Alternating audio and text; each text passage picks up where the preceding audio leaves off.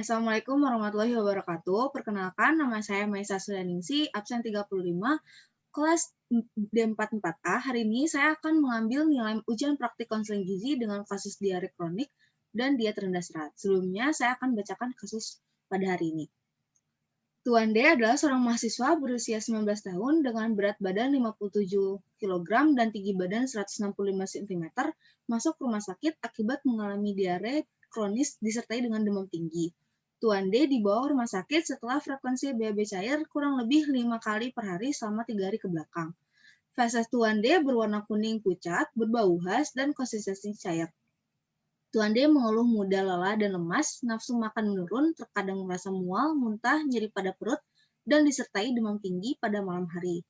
Berikut hasil pemeriksaan lab dari Tuan D, yaitu hemoglobin dengan hasil 12 gram per desiliter dengan kategori anemia, leukosit 7.000 per mililiter dengan keterangan normal, hematokrit 45% dengan keterangan normal, dan pemeriksaan tanda-tanda vital di IGD didapatkan hasil tekanan darah 90 per 60 mm Hg, keterangannya normal, respiratory rate 16 kali per menit, keterangan normal, nadi 80 kali per menit, keterangan normal, dan suhu tubuh 38 derajat Celcius, keterangan demam. Sebelum masuk rumah sakit, frekuensi makan Tuan D tidak teratur dikarenakan kesibukannya kuliah dan mengerjakan tugas yang mengakibatkan sering telat makan. Selain itu, pasien menyukai makanan pedas dan memberi makanan di pinggir jalan dan tidak memperhatikan kebersihan.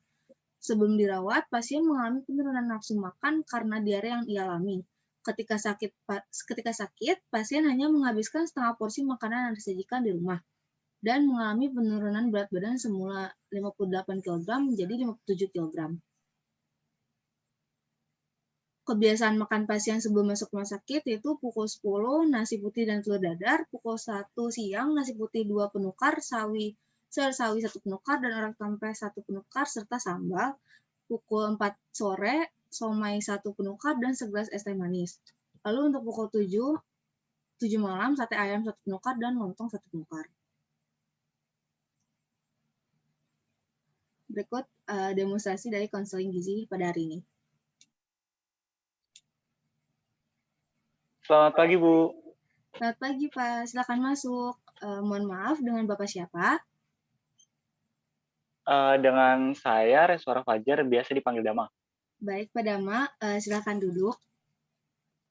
Sebelumnya, izin memperkenalkan diri. Nama saya Maisa Sudaningsi, selaku ahli gizi di rumah sakit ini. Bagaimana kabarnya hari ini, Pak?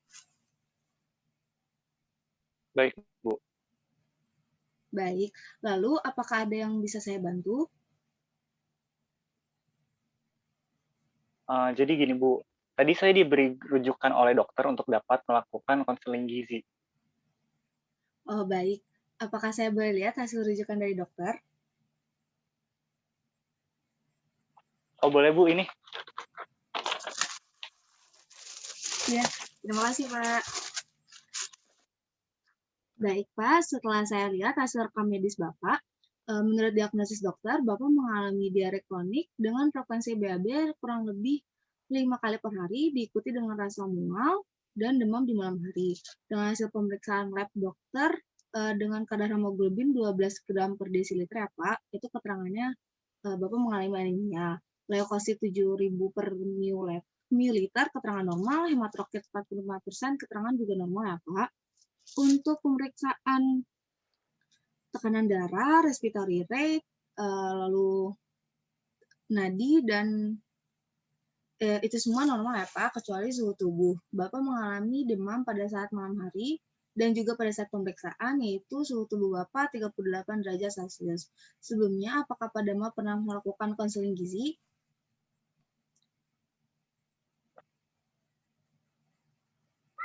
Untuk melakukan konseling gizi, saya belum pernah, Bu. Oh, baik, Pak. Sekarang kita akan melakukan konseling gizi pertama kali ya, Pak. Kita akan ngobrol santai aja dan bersama-sama mencari solusi atau alternatif lain mengenai masalah gizi yang berhubungan dengan penyakit Pak Dama. Semua yang saya bicarakan akan dijaga kerahasiaannya ya, Pak. Sesi konseling akan berlangsung selama 30 menit. Namun, bila di akhir sesi ada yang perlu dibicarakan lagi, bisa Bapak langsung tanyakan dan saya akan memperpanjang sesi konseling. Sebelumnya, apakah Pak Dama keberatan dengan waktu yang saya berikan? Oh, tidak kok, Bu. Saya sedang tidak ada jadwal kelas online, jadi bisa kok. Baik, Pak. Sebelumnya, apakah Pak Dama sudah tahu mengenai diare yang Bapak alami? Setahu saya yang sudah dipaparkan oleh dokter, diare kronik itu kejadiannya buang air besar lebih dari 3 kali selama 24 jam, Bu. Yang disebabkan oleh makanan tidak bersih, begitu bukan, Bu? Iya, iya betul, Pak. Bisa dikatakan diare kronik ini terjadi apabila BAB atau buang air besar lebih dari 3 kali per hari dalam kurun waktu kurang dari 7 hari. Nah, penyebabnya pun bukan hanya makanan yang tidak bersih, tapi bisa karena infeksi virus, bakteri, kuman, atau alergi, bahkan keracunan makanan.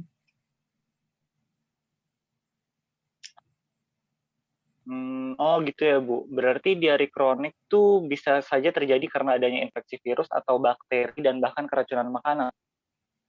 Iya, Pak. Tapi Pak Dama tidak perlu takut atau khawatir. Tujuan kita melaksanakan konseling gizi ini agar kita bersama-sama mencari solusi bagi permasalahan gizi terkait dengan penyakit yang Bapak derita. Saya juga harap Pak Dama dapat mengikuti anjuran makan yang saya berikan ya, Pak. Jika ada yang keberatan, bisa langsung dibicarakan agar Pak Dama menjalankan pola diet dengan nyaman. Sebelumnya saya ingin bertanya, Pak, kapan terakhir kali Bapak melakukan pengukuran tinggi badan dan berat badan? Kemarin sih, Bu, pada saat saya dibawa ke rumah sakit untuk konsultasi dengan dokter. Baik, Pak. Uh, saya akan lihat data tinggi badan dan berat badan Bapak dari hasil rekam medis ya, Pak. Berat badan Bapak 57 kg dan tinggi badan Bapak 165 cm. Benar, Bu. Karena diare ini saya turun 1 kilo, Bu. Biasanya 58, sekarang jadi 57. Ya. Iya, Pak. Hal itu merupakan akibat dari diare kronik yang Bapak alami. Pasien dengan diare akut atau kronik seringkali mengalami penurunan berat badan yang secara signifikan, Pak. Selain penurunan berat badan, adakah keluhan lain yang Bapak rasakan? Ada sih, Bu. Saya terkadang merasa mual gitu, terus nyeri pada perut, dan terkadang pada malam hari juga saya demam, Bu. Karena diare ini juga saya kesulitan untuk istirahat dan fokus kuliah saya juga jadi nggak fokus, Bu. Iya, seperti itu ya Pak. Saya turut prihatin. Saya hitung dulu ya Pak, indeks massa tubuh Bapak. Ya, setelah saya melakukan perhitungan indeks massa tubuh untuk menentukan status gizi Pak Dama, Bapak masih masuk dalam kategori normal ya Pak. Tetapi kita harus menaikkan berat badan Bapak hingga menjadi 58,5 untuk mencapai status berat badan ideal. Iya sih, Bu, tapi gimana ya, Bu? Nafsu makan saya aja masih kurang. Gimana caranya biar saya bisa mencapai berat tersebut? Iya, tenang saja Pak. Kita akan temukan solusi untuk menaikkan berat badan Bapak dan bisa sembuh dari diare. Baik, Bu. Ya, baik Pak. Sesi selanjutnya adalah food recall 24 jam ya Pak. Ini bertujuan untuk menilai dan menghitung asupan yang Bapak makan dari kemarin pagi setelah bangun tidur hingga hari ini setelah bangun tidur. Apakah Pak Dama sudah paham? Baik, Bu, sudah paham. Baik, langsung saja ya Pak. Kalau boleh tahu, Bapak kemarin bangun pukul berapa? Kemarin saya bangun tuh pukul 7 pagi, Bu. Oh, baik Pak, Bapak bangun pukul 7 pagi. Sewaktu Bapak bangun tidur, apakah Pak Dama mengonsumsi sesuatu? Nggak ada sih, Bu. Iya, baik setelah bangun tidur, Bapak tidak mengonsumsi apapun ya Pak. Lalu pukul berapa Bapak sarapan? Saya baru sarapan itu pukul 8, Bu. Pukul 8 baru sarapan. Baik, untuk sarapannya Bapak mengonsumsi apa Pak?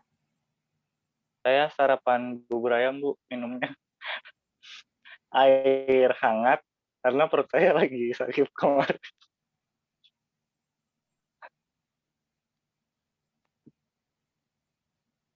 Baik Pak, Bapak makan sarapan bubur. Ya, setelah sarapan, apakah Bapak mengonsumsi makanan lainnya?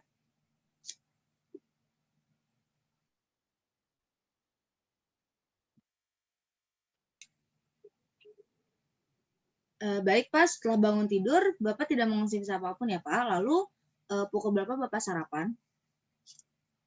Untuk kemarin sih saya baru sarapan pukul 8, Bu. Oh, baik, Pak. Untuk sarapannya Bapak mengonsumsi apa? Nah.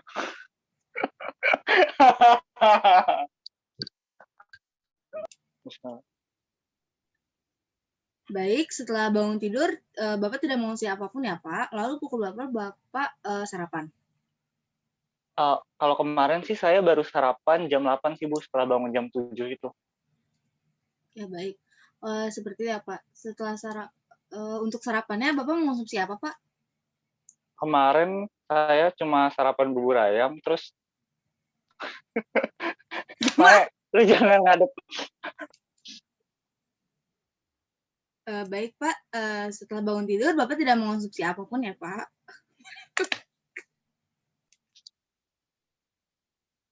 Baik, setelah bangun tidur, Bapak tidak mengonsumsi apapun ya, Pak? Lalu pukul berapa Bapak sarapan?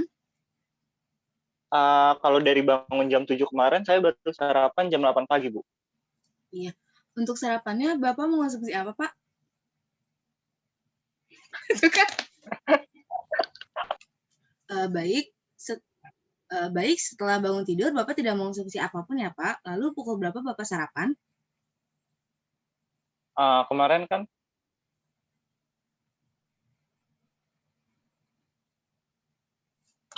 ritek. Tuh, wah, serius abis ini serius. Enggak, Dem. Kalau enggak, Dem. Pokoknya udah gondok. Langsung aja, Dem. Saya kemarin sarapan jam 8, Bu. Sarapan bubur ayam deh. Sarapan bubur ayam, minumnya air hangat udah langsung aja. Gue nggak usah nanya. Ya, langsung gitu ya. Apa? Langsung ya. Iya, langsung. Iya, oke. Ya. 1, 2, 3. Setelah bangun tidur, Bapak tidak mengonsumsi apapun ya, Pak. Lalu pukul berapa Bapak sarapan? Kalau dari bangun yang kemarin jam 7, saya baru sarapan jam 8, Bu. Itu cuma makan bubur ayam, terus minumnya air hangat karena perut saya lagi sakit kemarin. Iya, baik apa bubur ayam. Setelah sarapan, apakah Bapak mengonsumsi makanan lainnya? Ada sih, Bu, karena saya kan lemes tuh, terus saya sakit. Selama saya kuliah online, saya minum teh manis hangat, Bu. Saya kuliah mulai jam ulang wae. Dewa, gue berusaha gak punya kontak mata malah. Nemu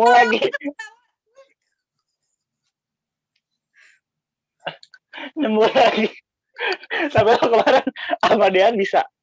Sama Dian sama Tania bisa. Soalnya gue presentasi, gue... Sama Dian sama Tania lu bisa kemarin? Iya, bisa. Agak ada yang ketawa sih. Tapi bisa. Ini gue nanya dari mana nih? Dari mana ya? Setelah sarapan, Bapak mengonsumsi makanan lainnya nggak gitu ya? Iya. Betul, 2, 3. Baik, seperti itu ya, Pak. Setelah sarapan, apakah Bapak mengonsumsi makanan lainnya? Ada sih, Bu. Karena saya ngerasa lemas, perut saya tuh sakit. Jadi selama kuliah online, saya minum teh manis hangat, Bu. Saya kuliah mulai dari jam 9 sampai jam 12. Selain segelas teh manis hangat, saya juga minum air putih hangat, Bu. 2-3 gelas. Baik, Pak. Lalu Bapak makan lagi pukul berapa? Nah, saya baru makan lagi itu pukul 1 setelah kuliah online selesai. Kebetulan ibu di rumah masak, jadi saya makan nasi, ayam goreng, sayur sawi, sama minumnya air putih aja. Baik, Pak. Setelah makan siang, apa ada yang Bapak konsumsi lagi? Mungkin cemilan? Enggak ada sih, Bu. Biasanya saya jajan dari aplikasi online atau dari pedagang kaki lima.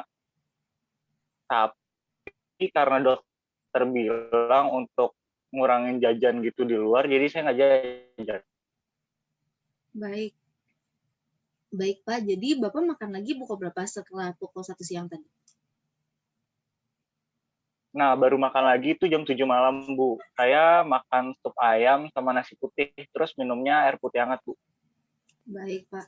Setelah itu, apakah ada lagi yang Bapak konsumsi setelah pukul 7 malam? Nah, saya makan lagi tuh jam 9 malam, Bu. Saya makan sup ayam sama yang tadi, terus minumnya ini 1 gelas air hangat.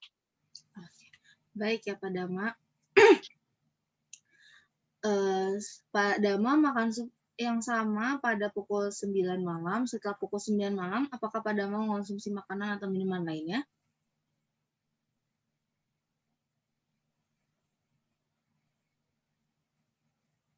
Sekitar setengah 10 malam.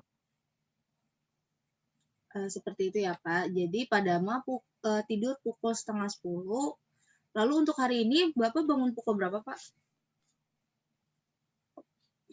Nah, pagi ini tadi bangun kira-kira jam 8. Ya, baik, Pak.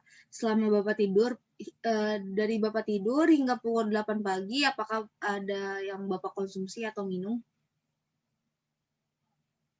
Nggak ada sih, Bu. Saya nggak pernah bangun untuk minum gitu kalau udah tidur. Jadi lelap aja. Ya, baik, Pak Dama. Saya ulangi kembali ya, makanan yang Bapak konsumsi kemarin, Bapak bangun pukul 7 pagi, lalu sarapan pada pukul 8, sarapan bubur dan segelas air hangat. Lalu pada pukul 9 hingga 12 siang, Bapak kuliah online dan minum segelas teh manis hangat dan 2-3 gelas air hangat. Lalu pukul 1 baru makan lagi, yaitu makan nasi, ayam goreng, dan sayur sawi, serta segelas air. Lalu pada pukul 7, Bapak makan sup ayam dan nasi. Lalu pada pukul 9 malam, Bapak makan sup ayam dan segelas air, serta Bapak tidur jam setengah 10 dan bangun pada pagi hari sekitar jam 8. Apakah ada yang kurang atau terlewat, Pak? Udah sih, Bu, itu aja.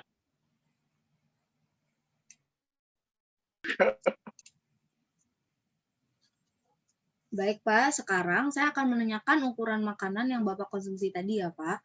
Untuk di pagi hari, Bapak mengonsumsi bubur ayam dan hangat. Kira-kira buburnya sebanyak apa ya, Pak? Lalu ayamnya diolah seperti apa? Oke, Bu.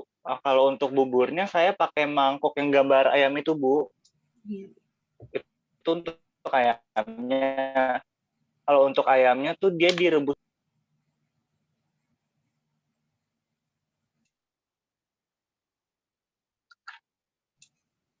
Nah, di sini saya ada gambaran untuk makanannya, Pak.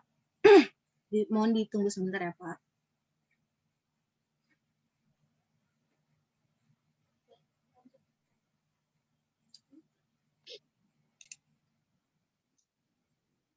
Boleh slide selanjutnya? Nah, iya Pak. Jika dibandingkan dengan gambar ini, apakah sama dengan gambar mangkuk C? Iya sih, Bu, sama. Terus habis. Oh ya, baik Pak. Berarti Bapak makan bubur sebanyak 250 gram ya Pak. Lalu untuk ayamnya seberapa banyak ya Pak? Kalau ayamnya tuh kira-kira 4 sendok makan, Bu. Soalnya saya suka ayam. Ayamnya juga saya habisin, Bu. Ya, baik Pak Dama. Ayamnya 4 sendok makan ya. Boleh slide selanjutnya. Apakah sama seperti gambar di sini Pak? Iya, Bu, sama. 4 sendok makan. Baik. Untuk bubur ayamnya, Bapak buat sendiri atau beli? Apakah ada tambahan lain dari bubur ayamnya seperti bumbu mungkin atau kecap? Oh. Kalau untuk bubur ayamnya saya beli, Bu, tapi nggak pakai bumbu kuning atau tambahan lain. Ya, baik kalau begitu Pak. Untuk ukuran gelasnya berapa ya Pak kira-kira? Kalau gelasnya sih kayak gelas mug gitu, Bu, ukuran sedang. Ya kira-kira mungkin 290 mili. Baik Pak, setelah itu selama kuliah Bapak berarti habis sarapan bubur Bapak mengonsumsi gelas kira-kira 290 mili ya Pak. Setelah itu selama kuliah online Pak Dama mengonsumsi teh manis hangat. Apakah Bapak menggunakan gelas yang sama atau berbeda? Beda Bu, kalau untuk teh manis hangat, saya tuh pakai gelas belimbing dan gulanya sebanyak 2 sendok teh. Ya, gelas belimbing.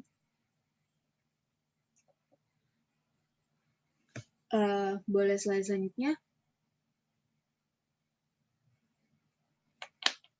Apakah gelasnya sama seperti yang ini, Pak? Yang 195 mili? Ya bener Bu, yang ukuran 195 mili itu. Nah, untuk air hangatnya tuh saya minum 3 kali pakai gelas mug yang sama kayak tadi. Berarti gelas mugnya yang seperti ini ya, Pak? Yang Iya 295 benar. mili. Baik, kita berlanjut ya, Pak. Ke pukul 1 siang, Bapak makan nasi. Boleh diceritakan dan dijelaskan dengan ukuran rumah tangga, nasi, ayam goreng, dan sayur sawi yang Bapak makan? Iya Bu, kalau untuk nasinya saya makan cuma sedikit Bu, 1 centong nasi yang plastik. Baik, boleh slide selanjutnya.